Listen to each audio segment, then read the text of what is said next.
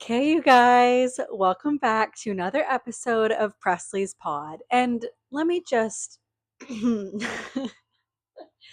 start by saying, wow, it has been a very chaotic week. And I apologize for no episode last week. But if you follow me on TikTok, if you're one of my 12 followers, you will see that I unfortunately was diagnosed with old Larry, as we're calling it, okay?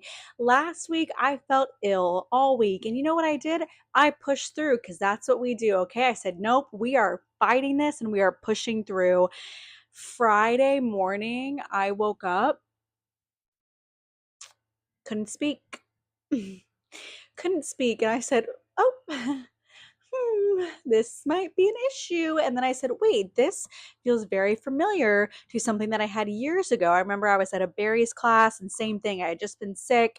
And all of a sudden I was doing the exercises and I was like, I can't breathe and my throat is on fire. It feels different than strep because you don't feel like sicky. You just feel like something's wrong with your throat and you can't talk. And so I went into the urgent care and I was like, help me. I could barely talk. And she was like, yeah, I'm pretty sure you have laryngitis. And I was like, yeah. And she's like, well, we usually don't give anything for that. And I was like, no, I'm going to need a steroid ASAP pronto.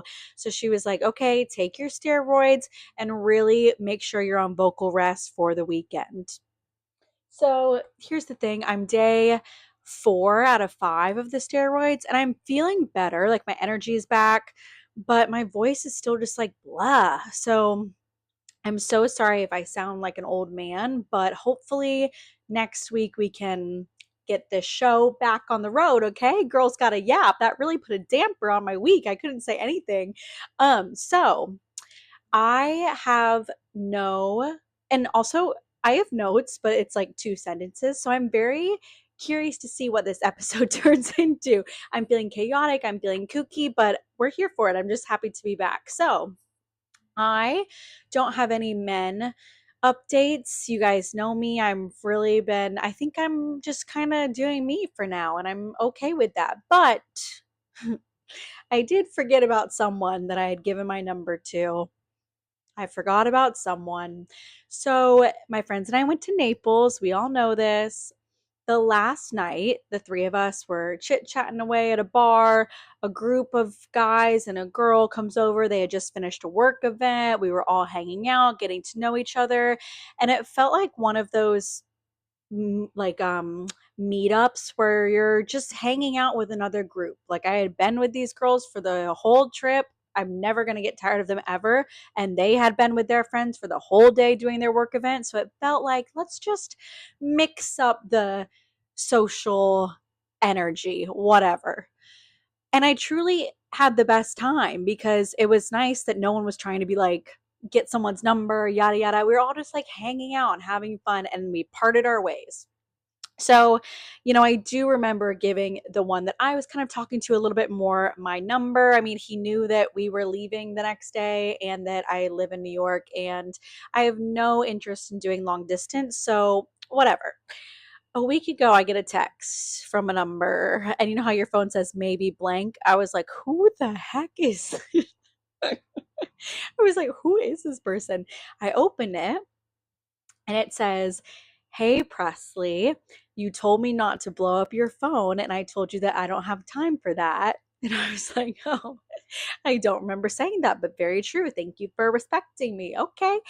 He said, I am going to be in New York next week. I'm staying at the Ritz Central Park and would love to take you to dinner, lunch, whatever. First of all, like, I hate when guys try to flex when it comes to money and stuff because we're getting to this in the story, but like, whatever happened to hi, how are you? Okay. Like, I don't really care that you're staying at the Ritz. I truly don't. So, anyway, I'm starting a new job or I'm going into a job next week and I obviously was feeling so unwell. So I was like, oh, I can't, like, I'm going to be too busy, but I hope you have a great trip. Period. End of sentence. Okay. Boom. Picture of him in Alaska with a fish. Boom. Picture of the Northern Lights. Boom. Picture of story time of the last time that he saw the Northern Lights. Boom, can I add you on Instagram? I was like, sir, read the text that's right above, okay? It says you promised not to blow up my phone and that you didn't have time for that. So what's all of this? And then also, what happened to how's your week been? What are you up to? Are you so excited for next week? Blah blah blah. Or even like, do you have any dinner recommendations, whatever. So, that didn't pan out, but that was my only straight male interaction. So I thought I would share it with the group. My friends are still going strong with theirs, and we're kind of into it. So we'll see how all of that goes. Honestly, there was one that we were like, oh, is he leaning into the red flag territory? But then he came back around. So we'll see. Anyway, so because I had laryngitis, I decided, you know what? Let's just have a fun episode. Let's tell a fun story. Let's just hang out, catch up with you guys. And I thought, what story should I tell?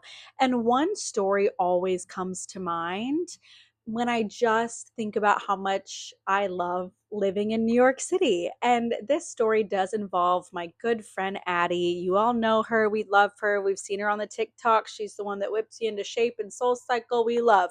So I'm like, how do I even begin? I just want to preface this by saying this story is truly like one of a kind, iconic. This doesn't happen. I think this only happens to model, influencer, girlies that go out all the time. Like, this does not, Addie and I are just normal girls, and this does not happen. Okay. Also, apparently, if you have laryngitis, you're not supposed to clear your throat because it can make it worse. So, um, it's fine. Okay, we're here.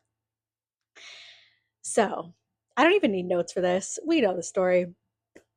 So, my good friend Addie and I. Is everyone sitting down? Is everyone buckled up? Okay, buckle up, grab a drink, whatever. Happy Sunday. Here we go. Sit tight. Here we go. Addie and I say, let's hit the town. Okay.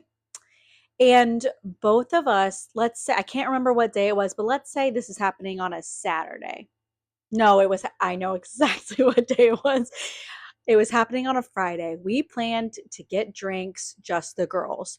Thursday night, the day before, we had both been social. We had both done something. I can't remember what it was, but we were out and about. So we woke up on Friday and we were like, do we really want to go? I don't know. And they were like, no, like, we got to get out of the house. It's Friday night. Like, let's just do one drink and then we can go home. So we go to one bar, we're not really feeling it. We go to another bar. We're sitting down. You have to be sitting down, okay? If you want to go out with Presley, there has to be seats available. So we're sitting down. It was more low key, whatever. We're drinking. The night kind of starts to wrap up, and it was hitting that 10 p.m. mark. And that 10 p.m. mark is when, if you've been listening to Presley's pod for a while, you know that you start to lose me there. Okay, 10 p.m. hits, and I'm like, yep, I gotta go. My social battery is going to die in 5 minutes. I have to get out of here. I love you all. Stay till the sun comes up, and I will be cheering you on from my bed, but I have to go. So we were sitting at the bar. I start pulling out my phone because I'm going to call the Uber, and I can't wait to take a shower, get in my bed. Oh, love it. I can't remember if we just heard a voice or if there was like a little tap tap on a shoulder or what happened, okay? We're sitting at the bar. We turn around and there's a man standing there. Jump scare. There's a man standing there and he says, "Would you guys like to have a drink with me before I get on my flight to London?" And in my head, I'm like, immediately, no, I'm going home. But I'm trying to be open to new experiences, new people, whatever. And because he said that he had somewhere to be, I was like, great. This has a time limit. Let's go. So we walk over to his table. At this point, I was in my club soda with lime. Like I was holding on for dear life. It was past 10 p.m. Shout out to my friend Addie because she's a social butterfly and that's why I love going out with her. So she's chatting away. I'm like chiming in when I can. But when we sit down, his the first thing that he said to us was, he was drinking tea, I think, and he was like, I used to come here on benders. And I said, sir, we're really going to have to work on that opening line, okay? But whatever. So we're talking, yada, yada. His flight's approaching, okay? He looks at us and says, you two should go to my friend's restaurant for lunch tomorrow. And for me, being social 3 days in a row, I was like, oh, please, I don't want to go. I know that I had a workout class planned the next morning. I wanted to do said workout class and then I wanted to go to bed and be inside. But he says, no, I think you guys will have a lot of fun. I'll make you a reservation. Go. And then he said, don't embarrass me. You have to go if I do this for you. And we said, okay, sure, we'll go. So he gets my friend's number. I was like, I am not offering mine. He gets my friend's number and he says, I'll text you the confirmation, whatever. The next day, we both had workout classes to go to, okay? I was holding on for dear life. We both were at our workout classes. Go to the workout classes. The plan was for me to just shower, go like this to my hair, walk out the door, okay? So that morning, we look at the restaurant. It's giving Upper East Side white tablecloth lunch. And so we're both just like, perfect. We can go to the workout classes, go to this lunch, and literally go home. Go home. And I pick out my outfit. I was like, okay, Upper East Side, white tablecloth. Let me do like a turtleneck and like silk pants and, keep it classy. So we go to the workout class. She gets out of her workout class and he texts her. Originally he told us 2 p.m. and he texts her that the reservation's for 1:30. And we were not on track to be there by 1:30. We were running behind, okay? So I made it first and I get there, I sit down. It was giving Upper East Side lunch crowd, okay? If you know what I mean, okay? Upper East Side lunch crowd, classy, whatever. We were the youngest people in there, whatever. I sit down. It is so obvious that they added a table to this restaurant for us, okay? Which, like, period, as they should. Oh, wait, did I mention that he said lunch was going to be on him? I think I forgot to mention that. Blame the steroids and the laryngitis. Okay, so he said lunch was going to be on him. So worse. Well, I got there first, but I'm sitting at a table that's like wedged on the corner between two tables and in the way of the wait staff and the bartenders. Okay, we were in the way, but we were parked right looking at the front of the restaurant. So my friend gets there, we're sitting, we're chit-chatting, we're having like our bougie little Upper East Side lunch. Woohoo!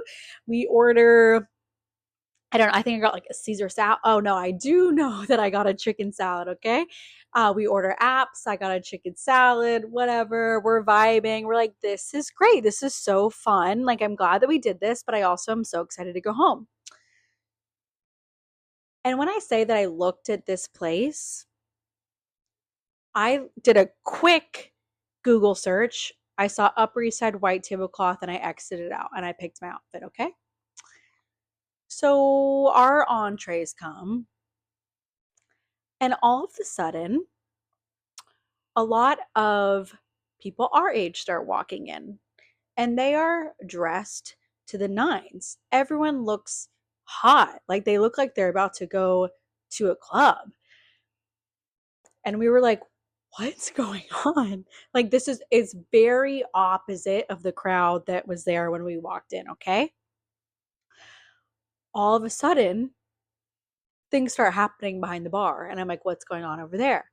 A man and a DJ, whatever it's called, turntable, spin table, starts blasting Pitbull. The lights go down. People are standing up, dancing. People are vibing. It was everyone's birthday. There were sparklers. And I'm like, what is happening? Like, we're on the Upper East Side at 2 p.m.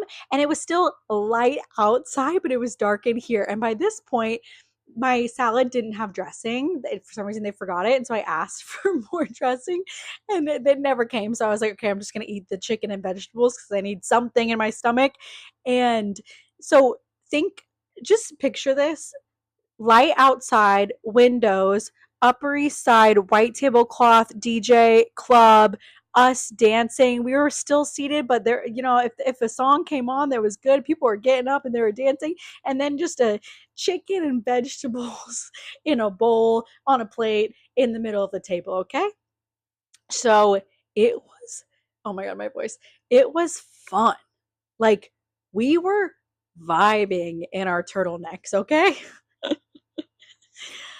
I also think I was wearing like no makeup because I just couldn't have been bothered. So, because our table is in the way of everyone, my friend, Addie girl, keeps bumping into this like 6'5" guy that's sitting behind her. And obviously, we know that he's like lanky and reaching around and all the things. So, we keep bumping into each other. Sorry, sorry. Oh, sorry. Whatever. Pitbull's playing in the background. Woohoo.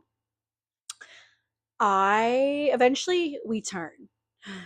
Eventually, the tables turn and we turn around and we face the four men that have been sitting behind us. It's giving successful.